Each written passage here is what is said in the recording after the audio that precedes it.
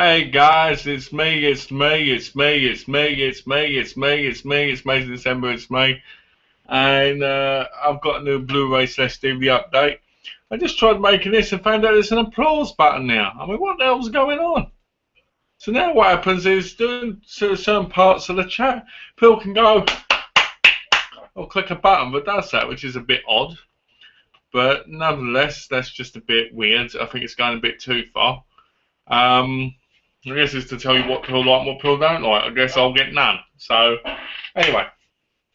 So I got a big stack of pickups right here. Oh, look at this. Oh yeah. Oh yeah. Oh yeah. Oh yeah. Yeah. All these came today.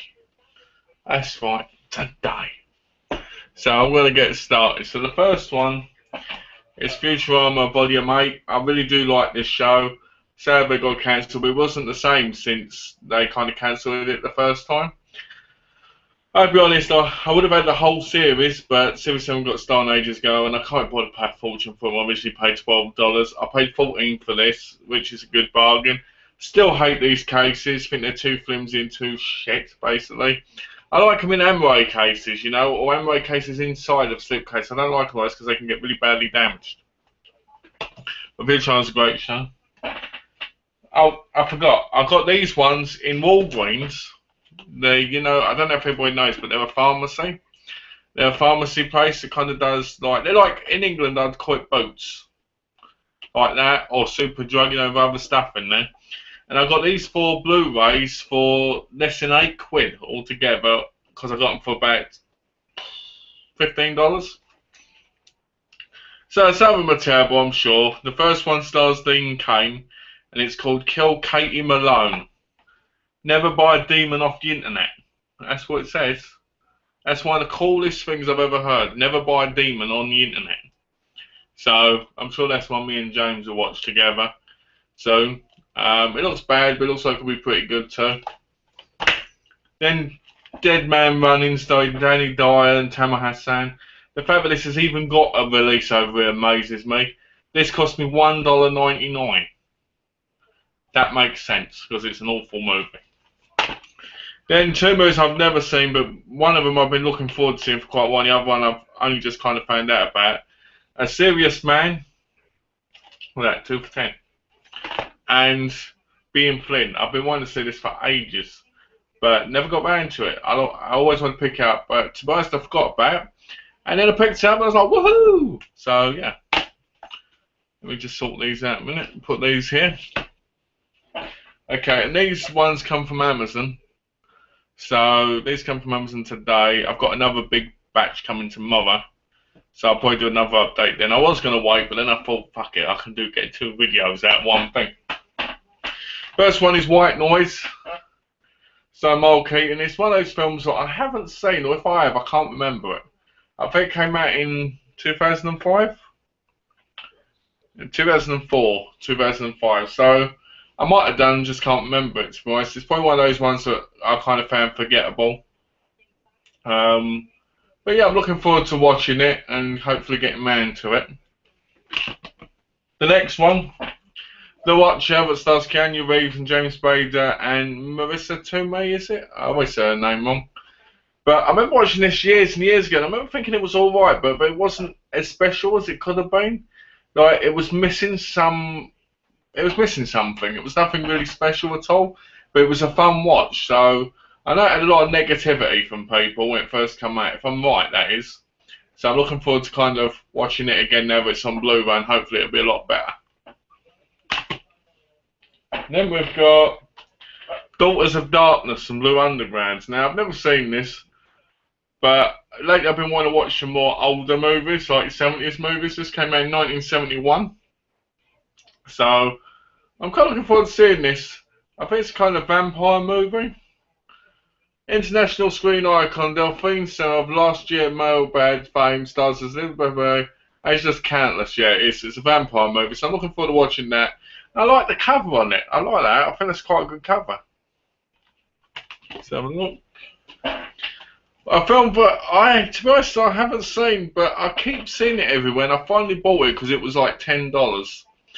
And I saw it in the Video Nasties documentary. It wasn't a Video Nasty, it was one of those that was kind of taken off kind of thing. And shouldn't have been in it, apparently. I don't know. Maybe it was a Video Nasty, I don't know. I get confused with that stuff. Dead and Buried.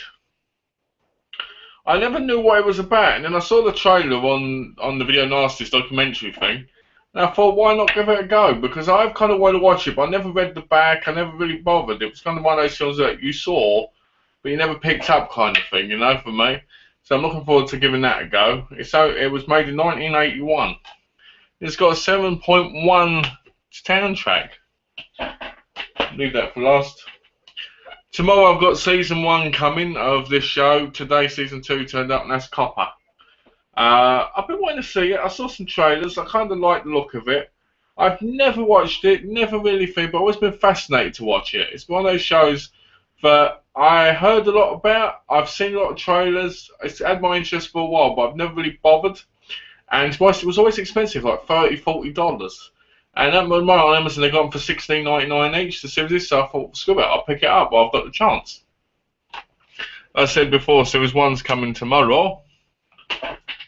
Then I got All Hallows Eve and Mischief Night. This was only $8.49.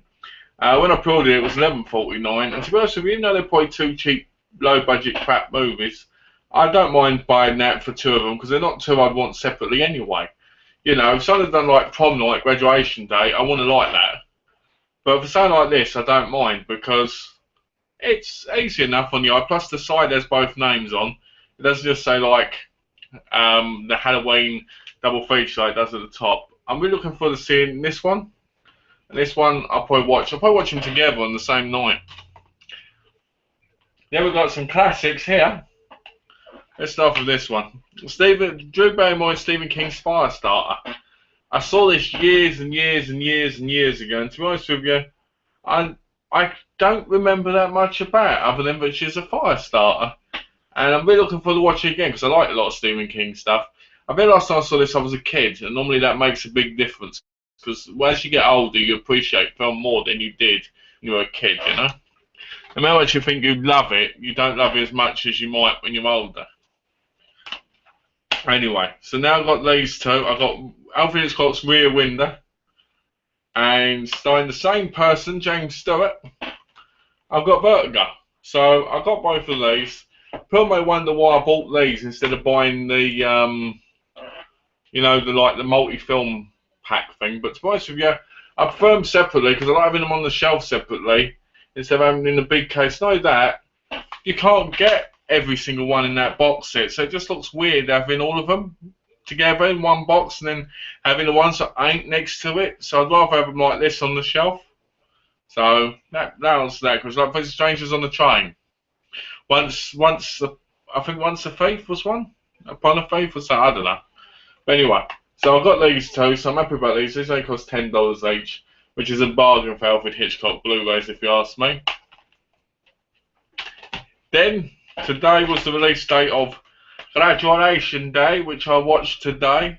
And me and my DVD reviews did a kind of review of it, because we watched it together earlier. That will be on his channel tomorrow. I have to admit, kind of going in detail on this, I watched it again because I hadn't seen it in years. And it's been released by Vinegar Syndrome. Here's Vinegar Syndrome, isn't it? Yeah, Vinegar Syndrome. It's released by Vinegar Syndrome.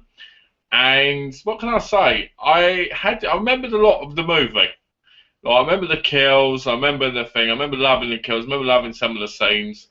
But I have to admit, I watched the ending again for the first time probably in, what, 10 years? And I still think the ending would have been better if the body had gone out the window with the killer and hit, and that had been the end of it. Kind of like a Halloween kind of ending. You know, where it goes through the window, but not waking up. Because what happens is the killer comes through the door carrying the dead body straight after, and then chases the person, and you're like, but this ruins the movie. It's nowhere as good. If it had just gone through the window, that would have been great. If it had frozen like the old films did, like, just as it gone through the window, kind of froze, and that had been the ending with the credits flickering above, that would have been better. Because I didn't like the whole spacing it out. You know, I don't want to ruin it for people, but it just got on my nerves, because but then that's 80s. That's like 81. You know, I think it was made 1981. Yeah, it was 1981. And to be honest, I think that was what the 80s was all about in the 70s. Sometimes having really overlong fight endings. So it was kind of disappointing that bit, but the rest of it was fantastic. The good thing was it was one of those films that my friend hadn't seen before, and it was good watching it with him because it gives him a chance to kind of pick up a new one, and he wants to buy the film now. So I'm kind of glad about that because that's what happened with me when years ago when I used to watch films with my cousin. So I kind of understand, you know. So it's good for that aspect. Plus, it's still a fantastic film. It's just I think that bit ruins it in my view. I love the kills. I love the actors. Christopher George is fantastic in it. I love Christopher George. He's in one of my favourite movies, Enter the Ninja. He's in City of the Living Dead. Love him. I think he's absolutely fantastic. Best kill? If you ask me, the best kill was at the, I don't know, we quite like the concert thing, where the woman's being chased by the killer in the fencing mask and the sword. I like that. I think that's fantastic. But yeah, a classic film, which I highly recommend people buying because I really do like it. I just don't like the ending. And yep, I've been waiting for it. It finally came. And when I get my camera, I'm going to have to do a real in-depth review on it because it is probably my favourite horror movie of all time. It probably is my favourite Jamie Lee Curtis movie of all time. And Leslie Nielsen movie. No, I don't call it Leslie Nielsen movie because it's in it, but I won't call it his movie. You know what I mean? Because he's not really the star of it. I watched the documentary of Prom Night. Yes, I've got it. I've got it. Oh, I've got it. Got my Prom Night. It's got different artwork inside. Look, I have to admit, as nice as that is, I kind of like the original artwork because this is very close to the original artwork. The disc art is pretty basic. It's the disco ball, which is kind of cool. But I haven't watched the film yet in HD, but I'm going to do that later. I watched the special features. Like I'm going to listen to all the commentary later. But I watched the original theatrical and television spots, which obviously, you know, I'm sure we've all seen before, or most of them anyway. Fantastic trailer. I love the trailer. The TV spots seem very similar. I did like them. It was great to see them, but I won't care about watching them again. But I love that they're on the Blu-ray. Motion's still going, which is all right. The never sort of seen outtakes upon night, which is exclusive to Blu-ray. Now, it was so weird seeing these outtakes in HD because there's no sound on it. It's just music, like a silent movie. And you're seeing all this stuff, and it's so weird. Like seeing the little kids from 1981 or 1980. I've got to get it right.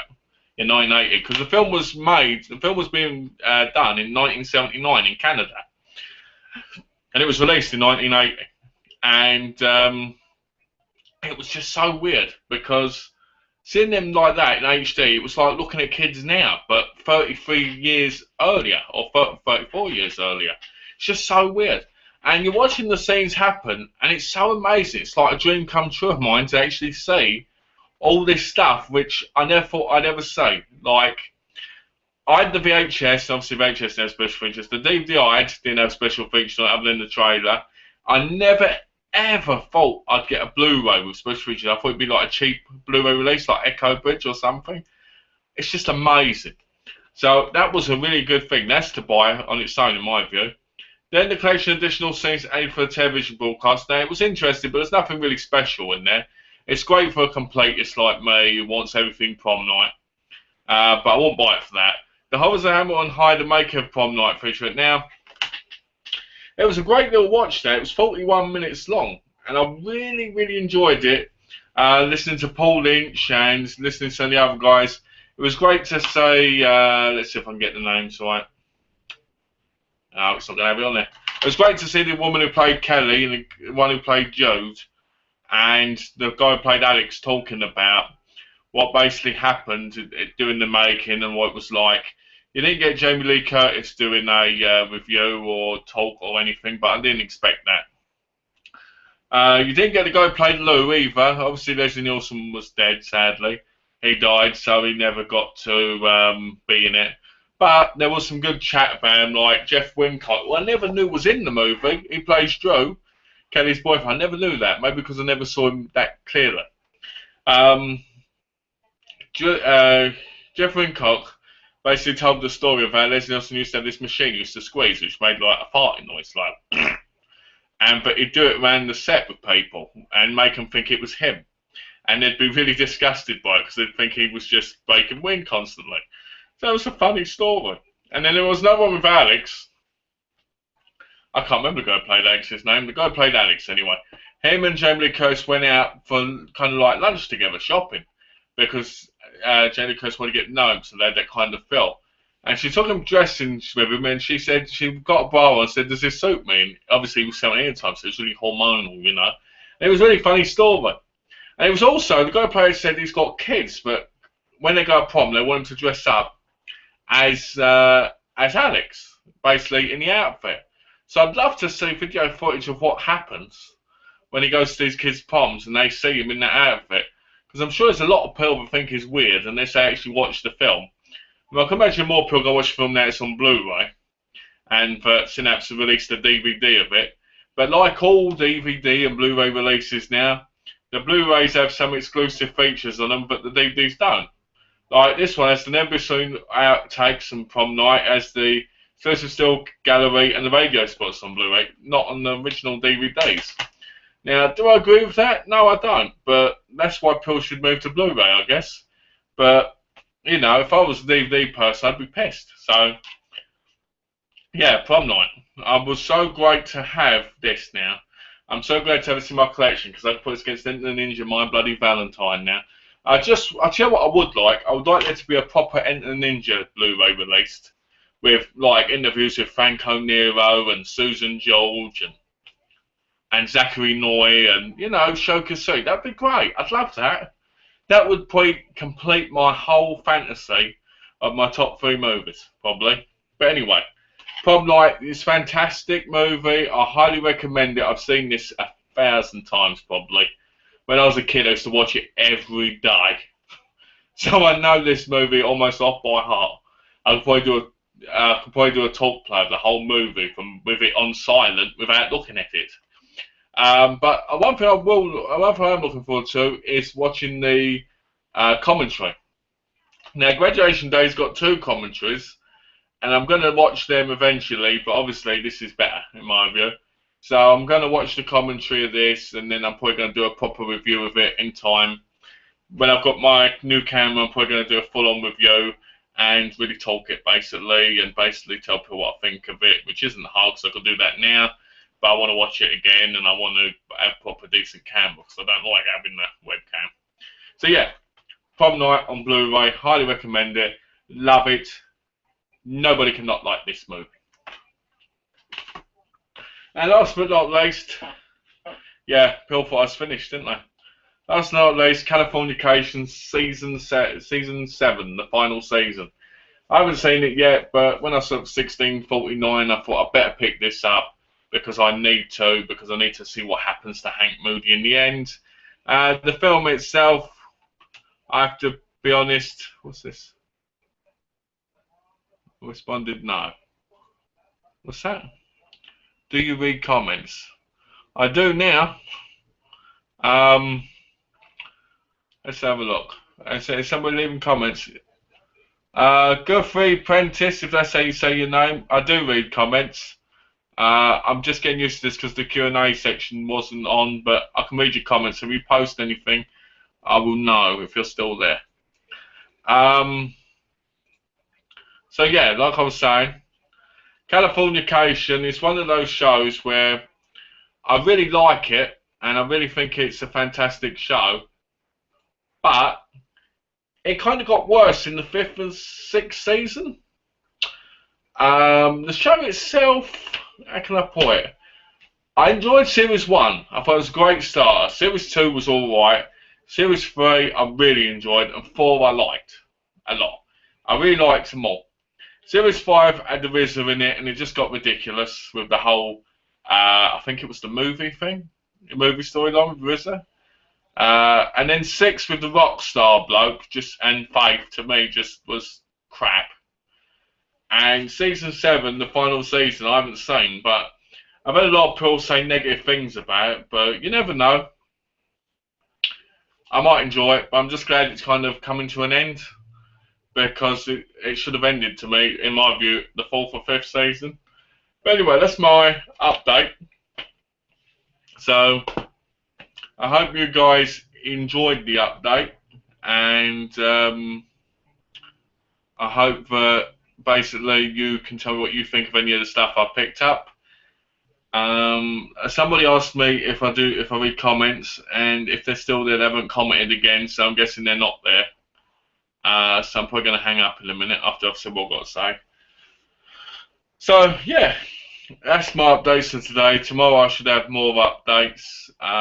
Like I've got the return coming, starring Sarah Michelle Gellar.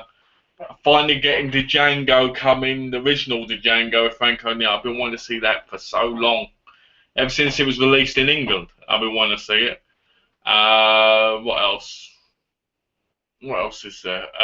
Ooh, hello. Oh, Nosferatu the Vampire, which is the Klaus Kinski one from the 70s. Cat People. So I've got quite a few coming tomorrow, so probably about 10. So I can do another update.